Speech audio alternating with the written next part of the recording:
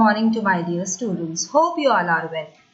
I, Harita Malani, working as an assistant professor in Electronics and Communication Department of MLV Textile Engineering College, Bhilwara. Today, in continuation with my previous lecture on subject information theory and coding, I will discuss convolution codes and its different representation of encoder. So, previously we have discussed two different representations, state diagram and generator diagram representation. Now the third representation of convolution encoder is tree diagram. What is a tree?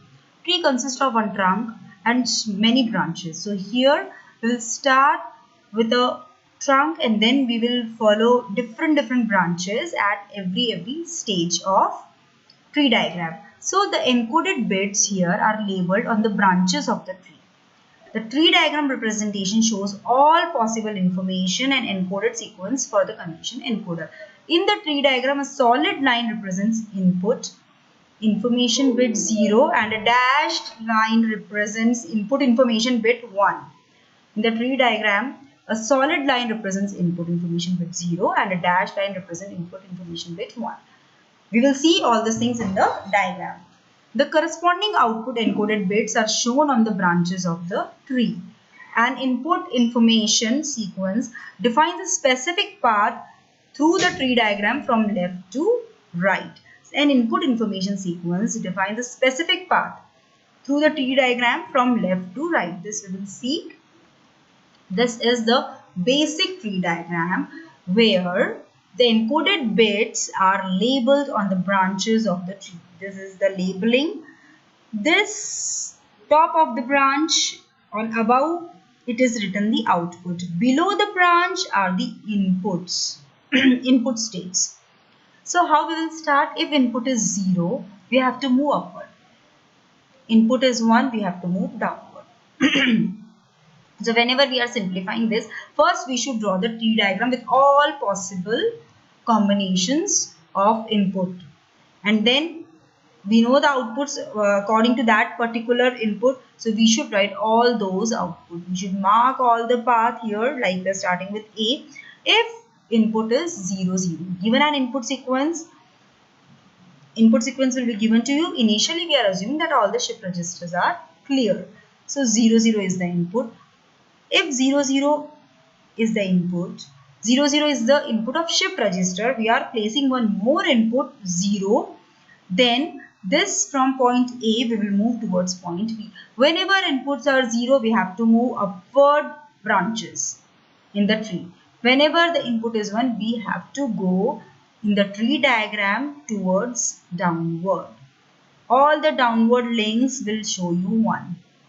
Upward links show you 0, downward links shows you 1. These arrows are marked initially input 0, input 1. So at stage A, input is 0, shift register data is 0, 0, input placed is 0. So we will move towards state B. So output at this state is also 0, 0.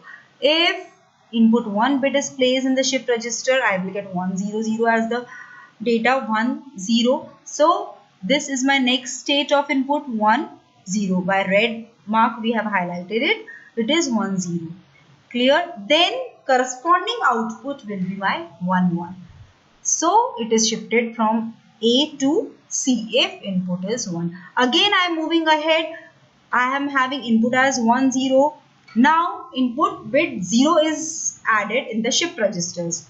Then what will happen? I will get here 1, 1. If 1 is added, I will get 1, 1. So next stage is 1, 1. Moving downwards, input bit 1 is added in the convolution encoder. Then I will get here 1, 1. So I have came down 1, 1.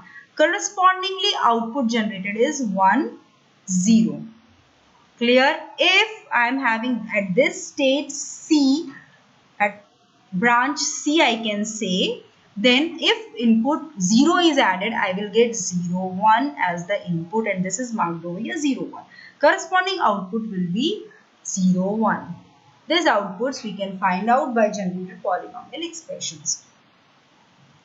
Correspondingly, moving ahead from upper side, I am having at position B, inputs are 0, 0. Now again 0 is placed. So I will continuously get this branch highlighted 0, 0, 0, 0.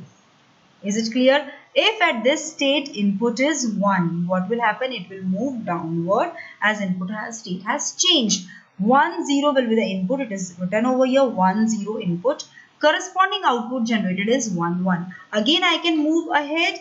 1, 0 is my input. Again we have added 0 to it. So I will get 0, 1 which is marked over here at position J. At branch J I can say corresponding output will be 0, 1. Here 1, 0, if 1 is added, the state has changed to 1, 1.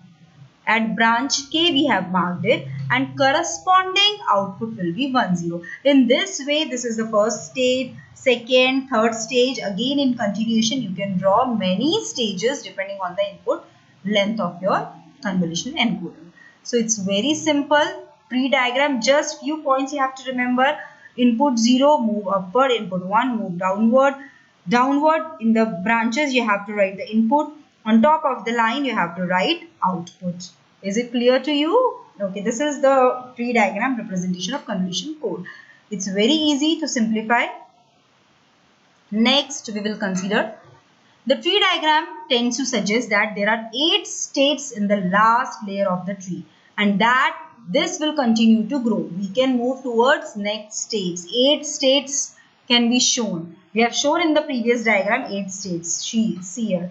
1, 2, 3, 4, 5, 6, 7, 8. And we can move ahead also. We can have many branches at H layer, at I layer, at J layer, at any layer we can have many branches. So in the last layer in the figure, there are 8 states. However, some states in the last layer that is stored data in the encoder are equivalent as indicated by the same letter on the tree, for example, H and H. You can see in the diagram, these pairs of states may be assumed to be equivalent because they have the same internal state for the first 2 stages of the shift register and therefore will behave exactly the same to the receipt of a new input data bit 0 or 1. If you are having same states, we can mark same letters. So next is my trellis diagram representation. So again it's very easy, trellis diagram representation. Trellis diagram is basically a redrawing of the state diagram. Redrawing of the state diagram. If you have understood state diagram very well, then it's very easy to understand trellis diagram. The trellis diagram is basically a redrawing of the state diagram. The trellis diagram is drawn by lining up all the possible states 12 in the vertical axis. Then we connect each state to the next state by the allowable code words for that state. You can see the diagram over here. 4 different states are marked. These are the time. At time t1, what is the output? At time t2, what is the output? At time t3, what is the output? And continuously this trellis diagram will move on. So, there are only 2 choices possible at each state. These are determined by the arrival of either a 0 or a 1 bit. There are only 2 choices possible at each state. These are determined by the arrival of either a 0 or a 1 bit. The arrows show the input bit and the output bits are shown in parentheses. The arrows going upward represent a 0 bit and going downward represents a 1 bit. Same assumption we have did in our tree diagram. Again I will repeat, there are only 2 choices for arrival of either 0 bit or 1 bit. The arrows show the input bit and the output bits are shown in parentheses. The arrows going upward represent a 0 bit and going downward represents a 1 bit. Steps to construct a trellis diagram. What is a trellis diagram? Trellis is a graph whose nodes are ordered into vertical slices. That is in time, with each node at each time connected to at least one node at an earlier and at least one node at a later time. So that input and output are connected at each time instances. So steps to reconstruct. It starts from scratch, all zeros in the shift register, that is state A. State A represents all clear, 0, 0 in the shift registers and makes transitions according to corresponding to each input data digit. As input is given, it will make transition. These transitions are denoted by a solid line for the next data digit 0 and by a dashed line for the next data digit 1. Is it clear? These transitions are denoted by a solid line for the next data digit 0. For if 0 is transmitted, it will show you a solid line. If 1 is transmitted, dashed line is a representation. Thus, when the first input digit is 0, the encoder output is 0, 0, shown as solid line. When the first input digit is 0, the encoder output is 0, 0. See, this 0 output is 0, 0. It is coming to the next state. When the input digit is 1, the encoder output is 1, 1, shown by dashed line. When the input digit is 1, when the input digit, actually it is not showing clearly in this diagram where it is dashed line and where it is solid line due to this diagram representation. But when input bit is 1, it is changing the state and it is moving towards 1, 1 output. Output state 1, 1. We continue this way for the second input digit, and so as in depicted in figure E, that follows. So K is 1, small k, N is 2 and K is 3. Input data bit, constant length K or L. Conversion code. For states at 0, 0 input, if again input is 0, it will come over here. If state 0, 0, 1 is coming, it will change to 1, 0. So it will move to the next state with output 1, 1. With output 1, 1. Clear? With output, we begin in state 0, 0. Input data is 0, 1, 0, 1, 1, 0, 0. And corresponding output is this. Input data 0, 0, 0, 1.